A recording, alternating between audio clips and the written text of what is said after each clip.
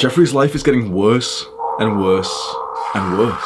He doesn't realize it because day to day he's maximizing his enjoyment. And sometimes you feel a little bit jealous of that. You see Jeffrey going out to those parties that you sometimes wish that you were getting invited to. You see Jeffrey taking drugs next to girls and it looks really fun and he's eating all that junk food, but he still doesn't have like a really bad body. But day by day, month by month, the compound effect really takes its toll. You haven't seen it just yet, but as the years go by, there is such a significant difference between you and Jeffrey because you've been making progress. Adonis hasn't always been like this. He was a normal kid and teenager too. He ate some food and he played video games. But he realized the consequences of his actions, and so from a young age he committed himself to the good habits. Consistent exercise, meditation, journaling, being productive, reading, going out into nature and picking out your favorite leaf. Years have passed and Adonis is a completely different man. That did not happen overnight. You might be able to relate to this. When I started my self-improvement journey, there was like this thing I kept on feeling that every month or 2 months or 3 months, I'd be able to look back to my younger self just a couple of months ago and almost like cringe at the shit that I did and be like, you know, I'm so different now, I'm so improved. That is growth. That is like the beauty of the self-improvement journey, because it's kind of like noob gains in the gym. When you first start off, you get those periods of like self-reflection, like self-cringe, where you think like, oh bro, I was so weird. I didn't even like lift any weights 3 months ago. I didn't even meditate. I didn't even know. I thought meditation was gay.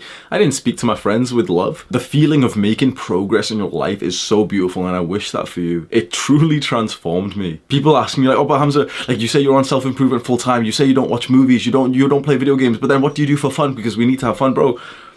If you've been on self-improvement for a little while, you know that this is fun. Like, this is fucking fun, bro. This is the most fun I've ever had in my entire life. Think about that level of excitement you get where after weeks, months of working hard in the gym, doing those shitty home workouts that you used to do, but you've been consistent in exercise. And it's that moment that you look into the mirror and you literally see like a physical difference in your body. That isn't just a small thing where you're like, oh yeah, like, yeah, progress. Every young man goes through this, bro. You get a hype. You're like, what the like, you're looking at yourself, you're admiring yourself, you're like, you can't stop flexing. If you have any good friends on self-improvement, you send them pictures, you're like, bro, I look fucking huge. No one else really sees it at this point, but it's like, that's pure excitement and joy. That is like the real world, like level up that we chase in video games. That is how you get out the depths of depression. How you as a young man can go from feeling down bad and lonely, getting bad grades, not being able to focus in class, you know, when the teacher's saying your brain just keeps thinking about other stuff. But the progress you make in self-improvement counters all that. It gives you probably the #1 most desired thing for young men. Confidence. Like, you've wanted to be more confident in your entire life. This is how. Confidence is something that you fight for, and you do it through these self-improvement habits that are a bit of a challenge. You're already well on your way to making this progress. You're committed to your self-improvement journey because you're doing this for yourself. You're doing this for the long run,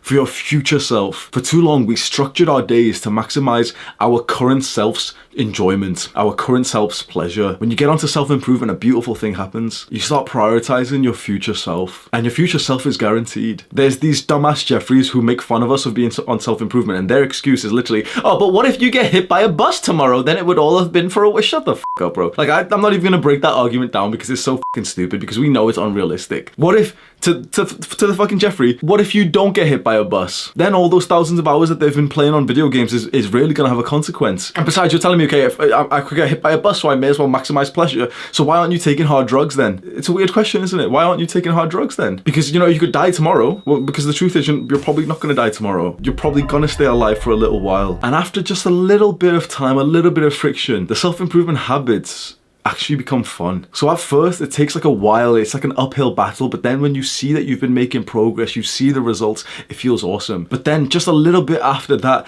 the actual action, like the actual habit, becomes fun in itself. That's when your entire day becomes more enjoyable than it used to be when you were a spurg. Every day I spend some time scrolling through the comments underneath videos, and we see so many comments of guys saying like this is the happiest I've ever been, and this is the most fun I've ever had. I've been actually making some fucking progress. I'm actually getting more confidence. Everything that they wanted, like, you know, they wanted to start getting the attraction from girls, they wanted to get more confident, make more friends, become more productive, actually get like good grades in school, be able to do work and like maybe start businesses. It's so beautiful when you really experience that for yourself. To me, the iconic moment is for your body transformation, just seeing like a bit more muscle, a bit less fat on your body. I think all of us can remember one of the first times we noticed that, and how hype, because something clicks in your brain. And I know we're probably simpletons because we only realized this when we were like late teenagers or early adults, but something clicks in your brain, you're like, oh, I can make progress in life. All I have to do is just Do the hard work, especially when I don't feel like it. Do it consistently and have patience. I need a positive mindset because, of course,